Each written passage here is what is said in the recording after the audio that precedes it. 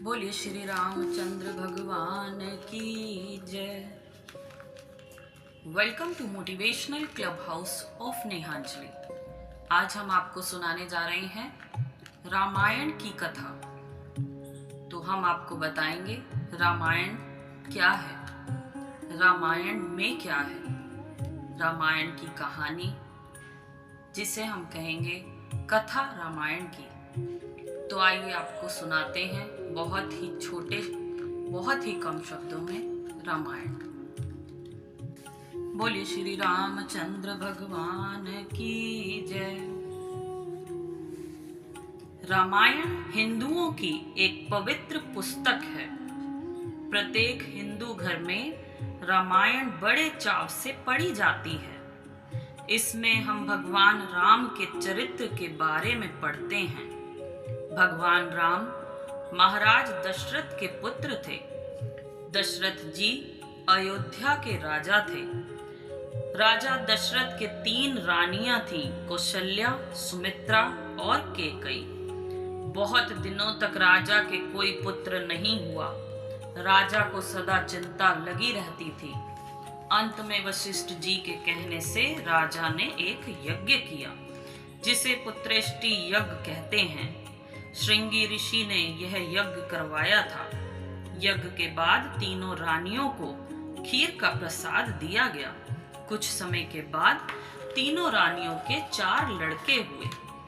सबसे बड़ी रानी कौशल्या के राम, कैकेयी के भरत और सुमित्रा के लक्ष्मण और शत्रुघ्न हुए।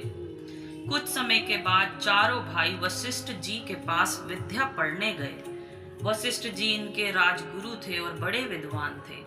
सब भाई बड़े चतुर थे। शीघ्र ही उन्होंने बाण चलाना आदि युद्ध विधाएं सीख ली। अयोध्या की जनता इनके रूप और गुणों पर मुग्ध थी। राजा दशरथ इन्हें कभी आंखों से दूर नहीं रखना चाहते थे।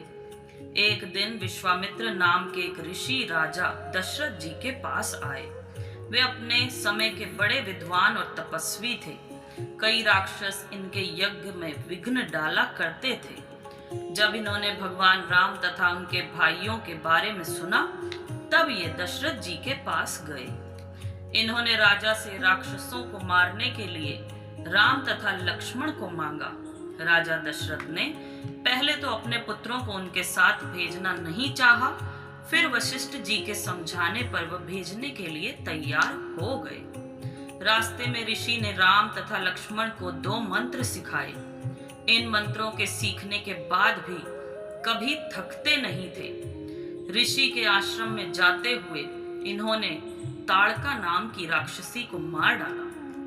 वहां पहुंचकर यज्ञ की रक्षा करते समय उसके एक पुत्र मारीच को बाण मारकर 100 योजन समुद्र के पार फेंक दिया और दूसरे पुत्र सुबाहु को मार डाला। अब विश्वामित्र जी का यज्ञ अच्छी तरह पूरा हो गया।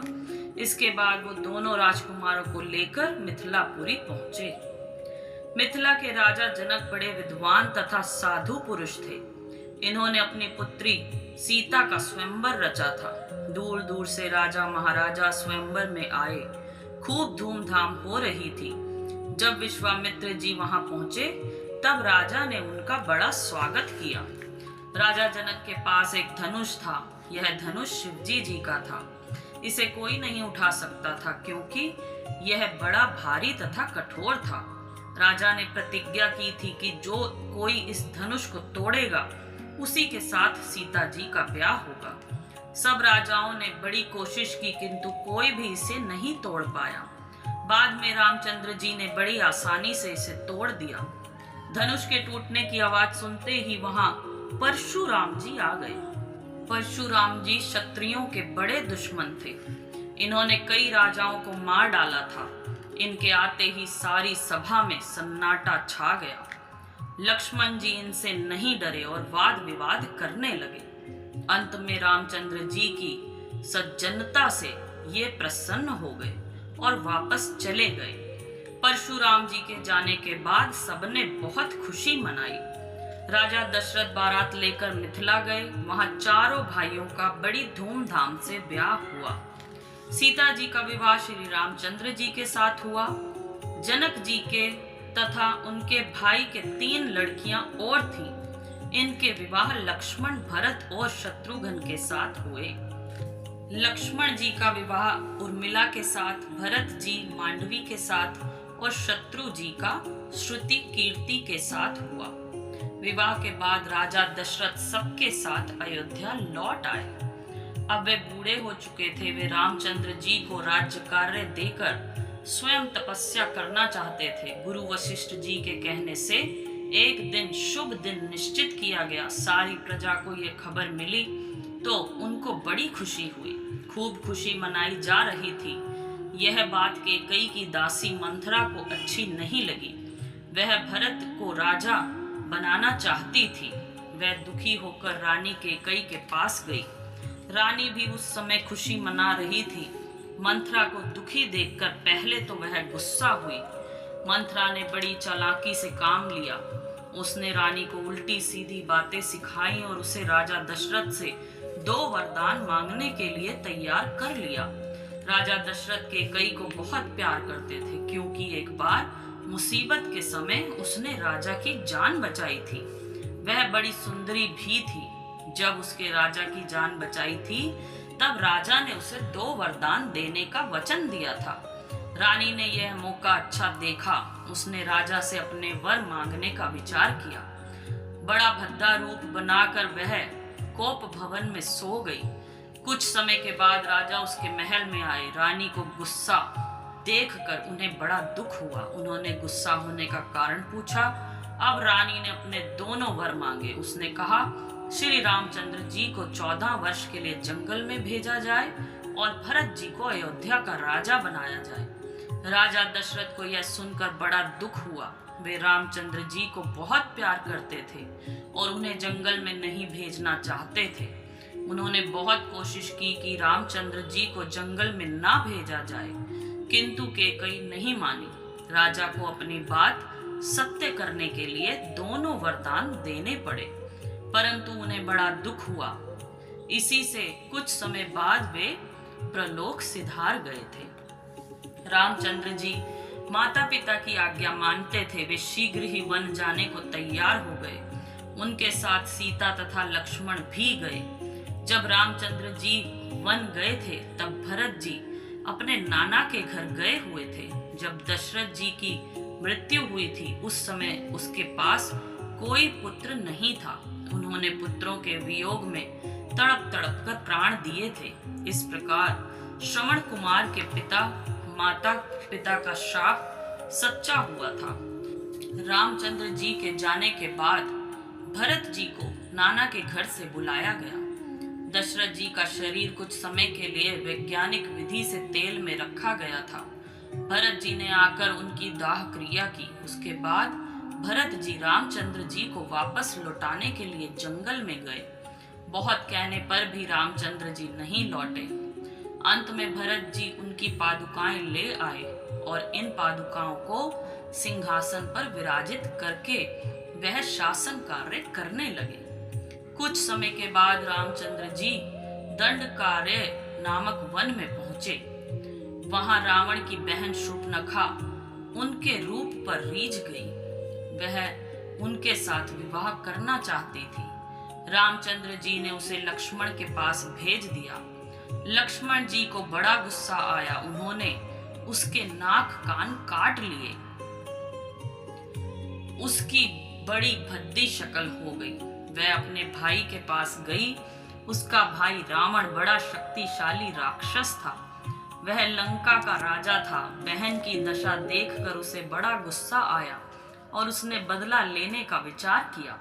वह अपने मित्र मारीच के पास गया। उसे जानवर का रूप बनाने की कला आती थी।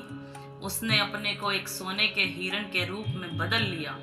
रावण ने सोचा था कि हिरण को देखकर रामचंद्र जी तथा लक्ष्मण जी शिकार खेलने आएंगे और वह सीता जी को अकेले में चुरा लाएगा। इसकी इच्छा पूरी भी हो गई। जब सोने का हिरण सीता जी ने देखा तब वे मोहित हो गईं। उन्होंने रामचंद्र जी से उसका चर्म लाने की प्रार्थना की। रामचंद्र जी उसका शिकार करने गए। लक्ष्मण जी सीता जी के पास रहे, क्योंकि वे उन्हें अकेले नहीं छोड़ना चाहते थे। कुछ देर बाद वह हिरन रूपी राक्षस रामचंद्र जी को बहुत दूर जंगल में ले गया। वह लक्ष्मण जी को भी कुटी से दूर हटाना चाहता था, इसलिए जब उसके तीर लगा तब वह रामचंद्र जी की आवाज में लक्ष्मण लक्ष्मण चिल्लाने लगा। रामचंद्र जी की दुख भरी आवाज सुनकर सीता जी घबराईं। उन्होंने लक्ष्मण को उनकी मदद के लिए भेजा। अब वे अकेली रह गईं। अकेली पाकर रावण उन्हें उठाकर ले गया। कुछ समय के बाद रामचंद्र जी तथा लक्ष्मण जी वापस आए। सीता को ना पाकर उन्हें बड़ा दुख हुआ। वे इधर उधर देखने लगे। रास्ते में उन्हें जटायु नाम का पक्षी मिला। उसने सीता जी को बचाने की कोशिश की थी, इसलिए रावण ने उसके पंख काट डाले थे। जटायु ने सारा किस्सा रामचंद्र जी को सुनाया। चलते चलते रामचंद्र जी ऋषिमुख पर्वत के पास पहुंचे। वहां उन्हें सुग्रीव मिला। उसका भाई बाली बड़ा वीर था। बाली ने सुग्रीव का राज्य छीना था और उसकी पत्नी को भी अपने पास रख लिया था। सुग्रीव अपने भाई से डरता था। उसने रामचंद्र जी से बाली को मारकर उसका राज्य वापस दिलाने की प्रार्थना की। रामचंद्र जी ने बाली को मार डाला। अब सुग्रीव राजा बना और उसने रामचंद्र जी की मदद की। उसने अपनी सारी सेना हनुमान, जामवंत आदि के साथ उनकी सहायता की। हनुमान जी बड़े बहादुर थे। उन्होंने सीता जी को ढूंढ निकाला। वे खोज करते हुए लंका में सीता जी के पास अशोक वाटिका में जा पहुंचे। वहां उन्होंने बहुत से पेड़ तोड़ डाले और फल खा लिए। यह देखकर राक्षस उन्हें रावण के पास ले गए। रावण ने उनकी पूंछ में आग लगवा दी। हनुमान जी ने लंका को जला दिया और लौटकर सीता जी का पता श्री रामचंद्र जी को बता दिया। खबर पाकर श्री रामचंद्र जी ने रावण पर चढ़ाई कर दी। समुद्र पर पुल बांध लिया। रावण का भाई विभीषण भी आकर इनसे मिल गया। कई रोज तक खूब लड़ाई हुई। दोनों ओर से बहुत से वीर मारे गए। अंत में क्वार के महीने में दशहरे के दिन रावण भी मारा गया। सीता जी वापस आईं। उनकी अग्नि परीक्षा ली गई। वे बिल्कुल पवित्र थीं, इसलिए रामचंद्र जी ने उन्हें स्वीकार कर लिया। अब 14 वर्ष समाप्त होने वाले थे। रामचंद्र जी ने लंका का राज्य विभीषण को दिया। इसके बाद पुष्पक विमान पर बैठकर वे अयोध्या लौट आए। उनके साथ हनुमान, सुग्रीव आदि भी आए थे। भरत जी ने उनका राज्य लौटा दिया। अब भगवान श्री रामचंद्र जी का राज्य अभिषेक हुआ। खूब धूमधाम हुई। वे बड़े अच्छे राजा थे। अभी तक अच्छे राज्य की तुलना उनके राज्य से की जाती है। कुछ समय के बाद लोक निंदा के डर से उन्होंने सीता जी को वाल्मीकि ऋषि के आश्रम में भेज दिया। यहाँ इनके लव और कुश नाम के 2 पुत्र हुए। रामचंद्र जी ने अश्वमेघ यज्ञ किया। इस समय सीता जी को वापस बुलाया गया, किंतु वह पहले नहीं आईं और फिर आकर धरती में समा गईं। उनके पुत्र लव कुश बड़े वीर थे। रामचंद्र जी बड़े आदर्श पुरुष थे। उनकी पूजा अवतार के रूप में की जाती है। इनका जीवन चरित्र पहले वाल्मीकि ऋषि ने लिखा था। यह संस्कृत में लिखा गया था। बाद में तुलसीदास जी ने हिंदी में रामचरितमानस लिखा और इनके चरित्र का बहुत सुंदर वर्णन किया। बोलिए श्री रामचंद्र भगवान की जय। तो ये थी कथा रामायण की। होप कि आपको ये वीडियो पसंद आई होगी, और अगर पसंद आई है तो प्लीज़ इसे लाइक कीजिए, ज़्यादा से ज़्यादा शेयर कीजिए, और कौन सी कथा सुनना चाहते हैं प्लीज़ कमेंट करके बताइए। थैंक